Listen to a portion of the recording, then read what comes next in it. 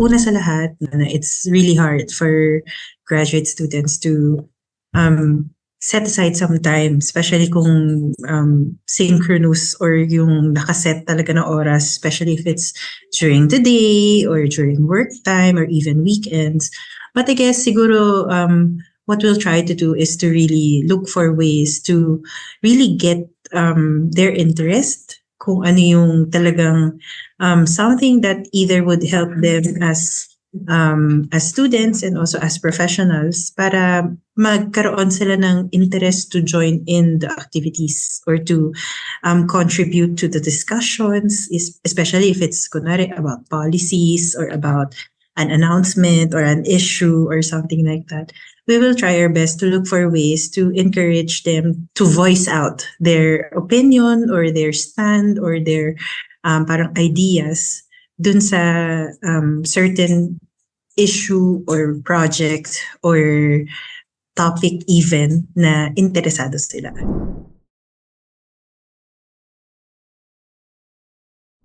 For me, it's really more of community building, I think. One of the, siguro, how do I say it? Something that's very hindi noticeable or hindi masyadong pinapansin na kasi for OU students, it's norm na sa atin, we're all digital, we're all mobile, we're always online, but never seeing each other, never meeting each other. Hence the challenge of building a community. Because I think one of the parang core concepts or values of communities are really spending time with each other, really getting to know one another, interacting with our classmates physically or even online. Minsan mahirap siyang gawin. So I think that's one of the challenges na kailangan nating i-address pagdating sa student body ng OU, community building. And then the second one, I think, would be inclusivity. Since it's an open university and we're all parang distance learning tayo lahat, while everybody is given the chance to be part of the system, to be part of the campus, of the learning activities, of being a student, kanyan, regardless of your age, your sex, your abilities, your ethnicity, kung ano man yung social status mo. I think there's still a long way to go in terms of OU really being an inclusive institution. Meron tayong mga siguro challenges na kailangan harapin or improvements na pwede pang harapin in terms of being accessible. Our platforms, accessibility sa mga probably sa mga may problem sa mata, visually, parang persons with visual impairment or even those with hearing impairment or probably yung mga iba pang mga tao na hirap with an access to the platforms in one form or another. And ayun, so I think there's a lot of opportunity to improve those areas, especially for the UPOU community.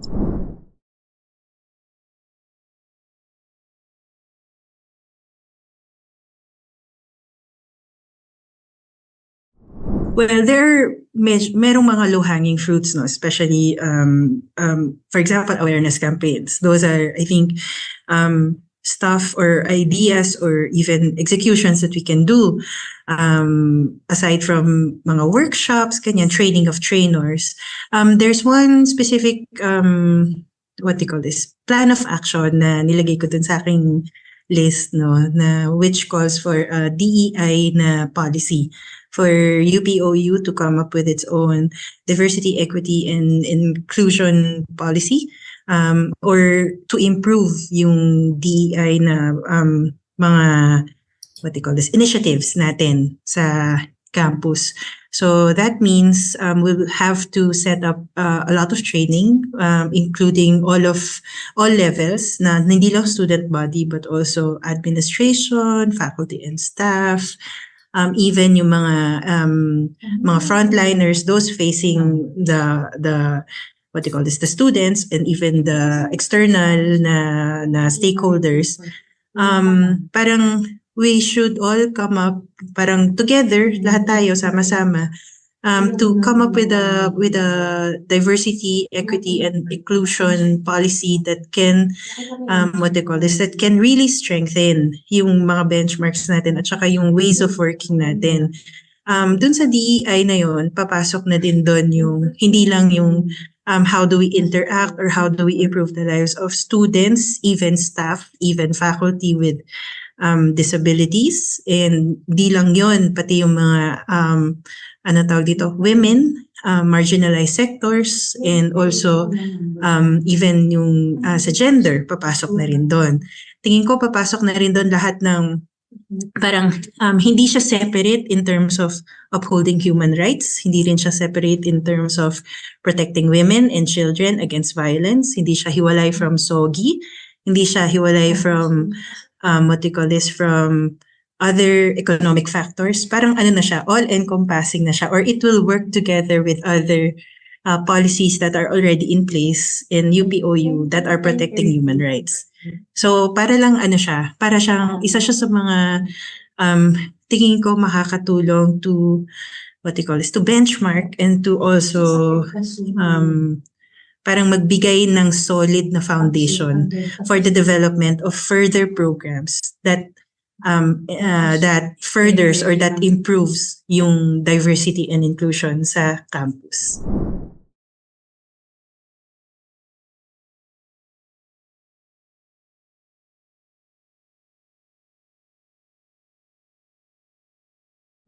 Siguro paano ba to? I can maybe answer this personally, no? I think parang being a leader doesn't mean that you have to do everything single-handedly. Parang being a leader means also trusting your team with you and recognizing also kung ano yung strengths na meron sila and balancing those strengths with your strengths so that you can do your best for the community that you serve. Imposible yun na isa ka lang, di ba? Pag may crisis, ikaw lang magsasolve ng problema. That's not true. That never happens. Laging, you have a team with you, you have your friends with you, you have your teachers with you have your classmates with you. Tama ka doon that a crisis always brings out yung leadership values mo, your core values and everything. So, I think pag humarap tayo sa ganong klase ng sitwasyon, I trust that the whole student council as one, no, will work together, putting aside differences, whatever they may be, personal beliefs, whatever they may be, kung saan man galing, kasi we all come from different walks of life, and of course, there will always be parang differences in one form or another. Pero the whole purpose of being a leader is always parang being of service to your constituents, to your classmates, to your community, di ba? Yun naman yung reason bakit tayo nandito. Not anything else, not for anything else. So, I think yun talaga. Parang teamwork pa rin, yun pa rin.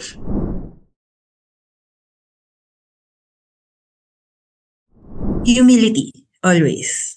Parang you have to be humble enough to know that you don't know everything and that you don't have the answer to everything, that you're always willing to listen and willing to debate, willing to negotiate, willing to parang look for ways na masolusyonan ng isang problema. Because yun nga, sabi ko kanina, you don't know everything, di ba? You're not one person to solve a whole parang bunch of problems na hindi lang ikaw dapat yung magsasolve. Dapat kayo as a team yun. So I think humility is the most important trait of being a leader above all else. You have to be humble enough to know that walang monopoly of ideas, especially na hindi lang ikaw, that the ideas don't only parang come from you, that you also have parang teammates with you who can help solve the problem.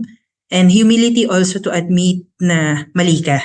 Parang ganon. When you're really wrong and being accountable for it.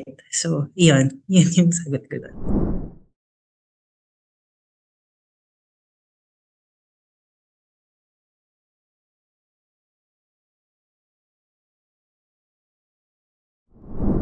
Well, first of all, kailangan naiintindihan natin kung ano yung nangyayari. Diba? Yun muna yun. Parang a lot of people nowadays just jump on the wagon and, nagbabandwagoning lang kasi it looks cool and everything. Pero I think at the heart of it, we should always understand yung underlying issue. And personally, ako personally to ha, hindi siya as a party or whatever. Pero personally, I feel like naniniwala kasi ako na yung boses ng tao is really the strongest voice that there is, So, I feel that there is parang essence dun sa boycotting of products. It's hard, mahirap, pero kasi these are usually the, what do you call this? These are the brands and the services that we're used to. For example, hindi ko na example yung mga brands, so alam niyo na yan. Pero feeling ko merong part doon that we can always, that our little voice, when they come together, they can really make a difference. Meron talagang effect yon, whether in perception, na can also affect policies and ways of working ng mga malalaking global brands na to, na who is parang whether intentionally or unintentionally part of that whole issue.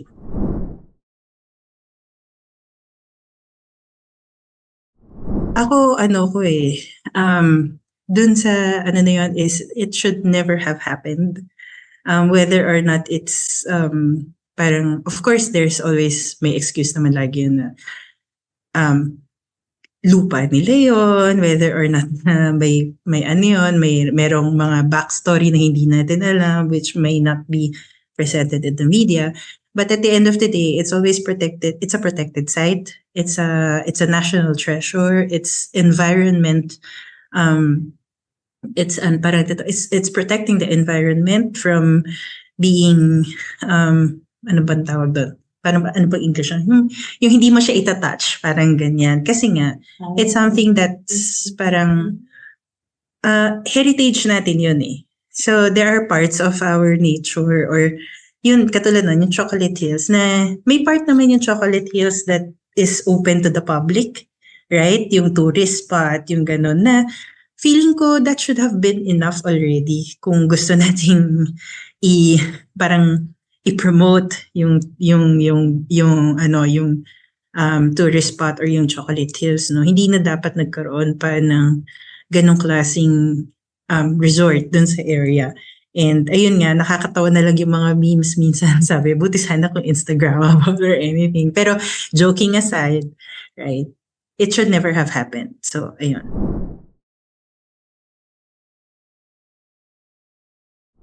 Okay, just a little bit of my background. I used to work in media. I'm an ex-journalist per se, kung paano naman, how you look at it. I used to produce. So, of course, campus journalism and press freedom is very close to my heart. Malapit siya talaga sa puso ko. And I've always believed in the power of the press, and also I've always believed in the principles ng freedom of the press. No? Although dito sa atin kasi sa bansa natin, there's always self-censorship, there's always the issue of balancing everything and all of that.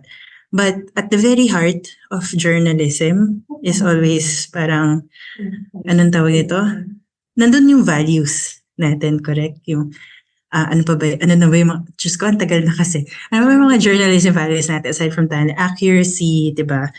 And fairness and all that. And I'm sure all of you embody that already. So, ang stand ko on campus journalism and press freedom has always been supportive tayo dyan. Na yun yung natin, yan yung mga bagay, mga principles natin in life that we always carry, whether or not I'm in the journalism industry or media industry or not. So, yun ang natin dyan.